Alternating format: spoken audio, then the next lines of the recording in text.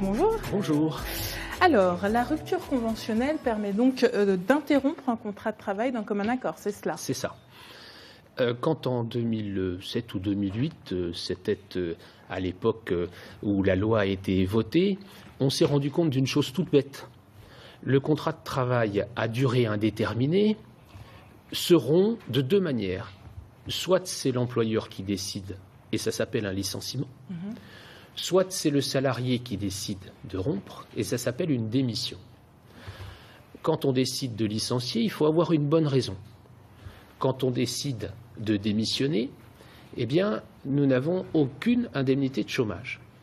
Et au milieu de tout cela, on a un problème, c'est comme vous le dites, le problème de ces carrières que l'on a en vue de faire évoluer. Je ne suis pas très bien dans mon travail, il n'est pas très bien dans son travail, ça ne me donne pas un motif de licenciement, je ne vais pas prendre le risque de démissionner. Eh bien, avec la rupture conventionnelle du contrat de travail, on décide ensemble de signer un contrat qui va permettre de rompre le contrat de travail. Voilà comment ça fonctionne. Et qui en fait la demande de cette rupture? L'un ou l'autre. On peut voir son employeur en disant « j'ai envie de partir ». L'employeur peut avoir envie de proposer à son salarié de partir. Alors on rentre dans une phase de négociation. On va prendre le temps d'avoir ensemble des entretiens. On peut être évidemment assisté au cours de ces entretiens, l'employeur comme le salarié. On discute. On essaie de voir dans quelles conditions on peut rompre le contrat de travail, dans les meilleures conditions possibles pour l'un et pour l'autre, et puis on signe une convention.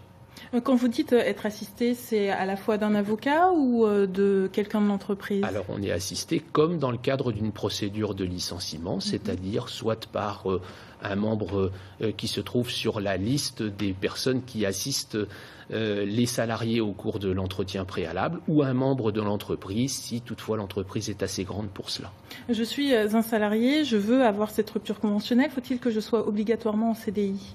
Alors oui, il faut que vous soyez en CDI, car le contrat de travail à durée déterminée, c'est un contrat de travail qui se termine à une date précise. Donc il n'y a pas de difficulté à cet égard. Vous êtes en CDI, vous avez envie de trouver une solution, vous envisagez cette solution avec votre employeur, vous signez cette convention, et une fois que cette convention est signée, eh bien alors on la soumet à l'autorité administrative, qu'on appelait à l'époque la direction du travail, et cette autorité administrative va vérifier, premièrement, que la convention est conforme à la loi, et deuxièmement, que cette convention, elle est conforme et elle respecte le consentement des parties, que personne n'a été forcé à signer cela. Conforme à la loi, ça veut dire au moins des indemnités de licenciement qui sont égales à celles que la loi avait prévues. Est-ce que je peux contredire cette rupture conventionnelle ou même revenir sur ma décision? Alors vous avez deux possibilités. La première possibilité, c'est la loi qui le dit. Une fois que nous avons négocié et une fois que nous avons signé, l'employeur doit vous donner un exemplaire de cette convention. Et vous avez un délai dit de rétractation. Pendant une quinzaine de jours, votre réflexion devant votre copie vous permet de vous dire « Ah non, je n'ai pas envie de signer en réalité ». Ça, c'est la première solution.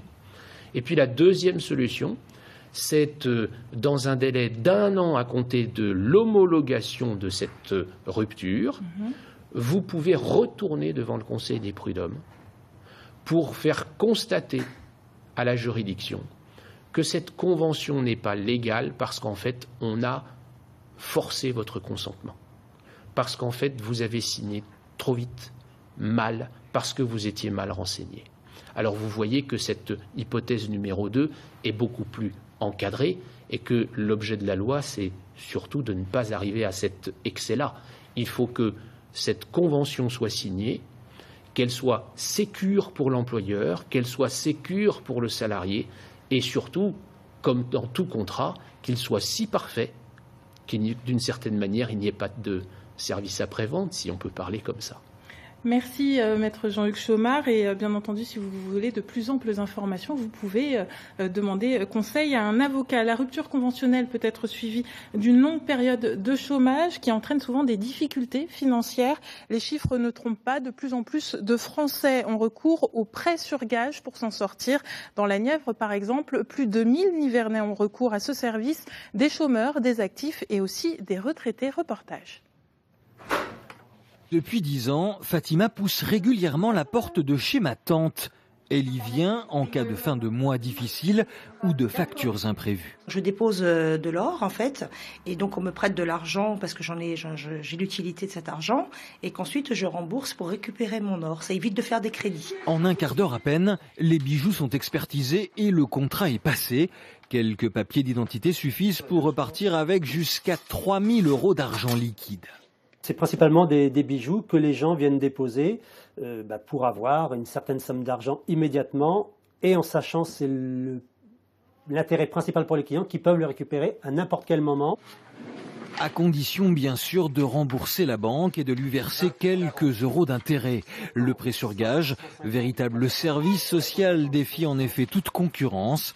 Avec la crise, les clients affluent comme cette femme désireuse de rester anonyme. Ça dépeint très bien. Je dis heureusement qu'il y a ça parce que je pense qu'il y a beaucoup de personnes qui auraient plus de voiture, plus de maison, ou qui se retrouveraient à la rue, ou qui pourraient plus payer les factures, plus d'eau, plus d'électricité. Vous savez, faut être honnête, c'est vraiment utile.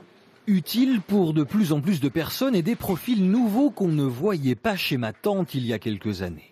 Les personnes qui viennent peuvent être effectivement sans emploi, c'est toujours le cas, mais peuvent également être des personnes retraitées, des personnes en activité, salariées, CDI, etc.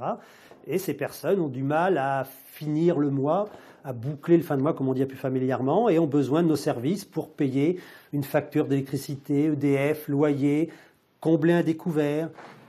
Grâce à son prêt sur gage, Fatima pourra payer les réparations de sa voiture, même si chez ma tante, il n'y a pas besoin de justifier à quoi sert l'argent demandé. À Nevers, 9 clients sur 10 rembourseront et récupéreront leur objet. Le reste sera vendu aux enchères et le bénéfice de la vente ira dans les poches de l'ancien propriétaire.